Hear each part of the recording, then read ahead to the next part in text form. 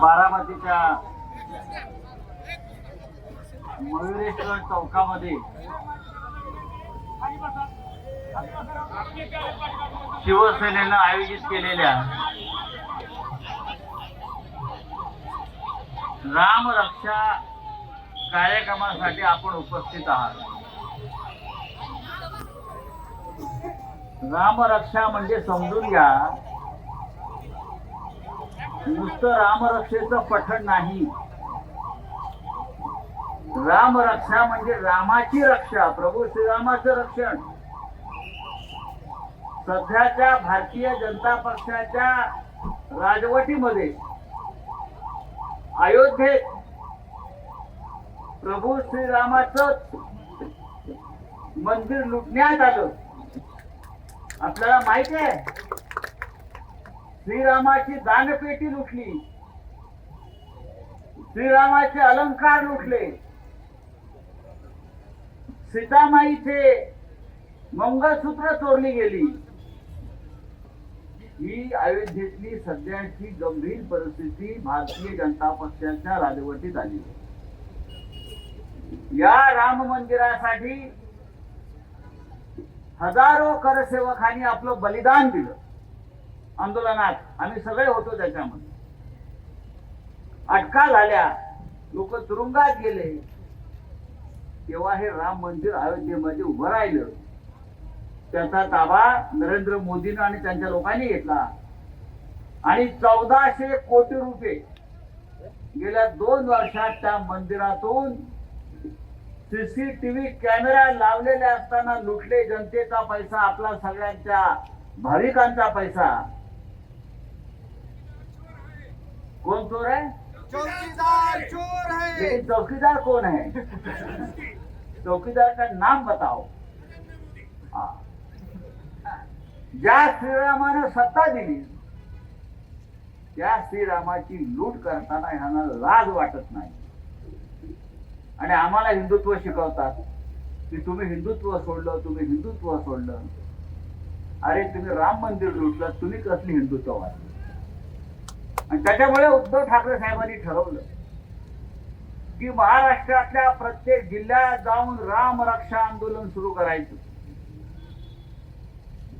हे नुसतं ते हनुमान चालीसा म्हणा, अमुक चालीसा म्हणा नाही. रामाचं रक्षण करणारे आम्ही खरे लोक आहोत. तुम्ही चोर आहात, तुम्ही लफंगे आहात, तुम्ही दरोडेखोर आहात. हे आंदोलन आहे, लक्षात घ्या. बारामतीमध्ये होतं, याला महत्व आहे. बारामतीमध्ये हे होतं, याला महत्व आहे, लक्षात घ्या. खरं म्हणजे आपण बारामतीतला इतर नेत्यांनाही बोलवायला पाहिजे होतं. जर तुम्ही आता आहेत ना ते भारतीय जनता पक्षाबरोबर सगळे, तुमचं कर्तव्य आहे आमच्या बरोबर ते उभं राहणं हिंदुत्व म्हणून, रामाच्या रक्षणासाठी. पण ते येणार नाही, ढोंगी आहेत ते सगळे, ढोंगी हिंदुत्ववादी आहेत. ते येणार नाही. एकेकाळी आपण म्हणायचो कि भगवान को डरना चाहिए, देवाला घाबरायला पाहिजे. आता उलट झालाय, देव यांना घाबरतो. ते चोर आले. अयोध्येतून बहुतेक श्रीराम परत वनवासात जाईल अशा प्रकारची परिस्थिती या भारतीय जनता पक्षाच्या चोरांनी निर्माण केली आहे. मुंबईमध्ये मोठं आंदोलन झालं राम रक्षा. आम्ही नागपूरला गेलो, राष्ट्रीय स्वयंसेवक संघाच्या मुख्य कार्यालयासमोर आम्ही आंदोलन केलं. हजारो लोक तिकडे जमले. पुण्यात, नाशिक आणि आता बारामतीमध्ये आपण करतो. हे थांबता कामा नये. भाजपवाला दिसला की त्याची कॉलर पकडायची आणि त्याला विचारायचं रामाची दानपेटी कोणी लुटली. विचारा भाजपवाल्यांना. सीतामाईचं मंगळसूत्र कोणी चोरलं, तिचे अलंकार कोणी चोरले, उत्तर द्या म्हणावं. अरे मंदिरातली दानपेट्या लुटता तुम्ही. त्या मोदीच्या खात्यामध्ये 10,500 कोटी आहेत. मोदीच्या अकाउंट मध्ये, स्वतःच्या पीएम केअर फंड, खाजगी अकाउंट आहे सरकारचं. 10,500 कोटी तरी राम मंदिराची दानपेटी लुटून 1400 कोटी रुपये बाहेर काढले. हे यांचं श्रद्धा, हे यांचं हिंदुत्व. तेव्हा बारामतीकरांनो, जागे व्हा आणि खरा राम कुठे आहे ते शोधा. खरा राम बाळासाहेब ठाकरेंनी उभा केला, अयोध्येत आंदोलन केलं. बाळासाहेब ठाकरे म्हणाले तेव्हा हे पळून गेले भाजपचे लोक. हिंदू हृदय झाल्यावर ना आम्ही नाही तोडलं, आम्ही नाही तोडलं.